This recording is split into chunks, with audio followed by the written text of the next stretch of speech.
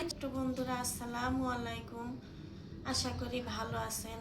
হযরত মুহাম্মদ সাল্লাল্লাহু আলাইহি সাল্লামের উম্মতেরা, ছোট্ট বন্ধুরা, আপনারা কি জানেন আমরা কত গুনাহ পৃথিবীতে করে ফেলি দিনের ভিতরে, কত মিথ্যা কথা সেকেন্ডের ভিতরে বলে ফেলি। ছোট্ট বন্ধুরা, মিথ্যা কথার অনেক প্যারাজাল। একটা মিথ্যার জন্য বারবার অনেক কথা বলতে হয়, আর একবার যদি সত্যি বলেন সেটা অনেক সুন্দর হয়।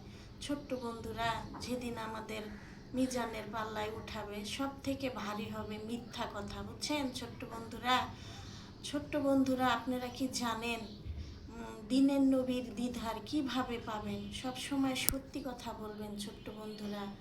হযরত মুহাম্মদ সাল্লাল্লাহু আলাইহি সাল্লাম সত্যবাদীর জন্য সব সময় সুপারিশ করবেন। ছোট্ট বন্ধুরা, আপনারা কি জানেন হাসরের ময়দানে সিংহাসন আমাদের দিনের নবীকে দেওয়া হবে, কিন্তু আমাদের দিনের নবীকে যখন আল্লাহ তাআলা ডাকবে সেখানে যাবে, কিন্তু সেখানে বসবে না। কেন বসবে না জানেন ছোট্ট বন্ধুরা?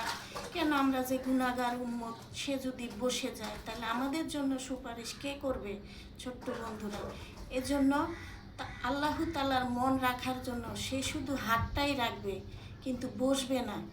সে যদি বসে যায় তাহলে আপনি এক গুনাহগার বান্দা, আমি এক গুনাহগার বান্দা, আমাদের জন্য কে সুপারিশ করবে? সেজন্য আমাদের দিনের নবী বসবে না সেখানে।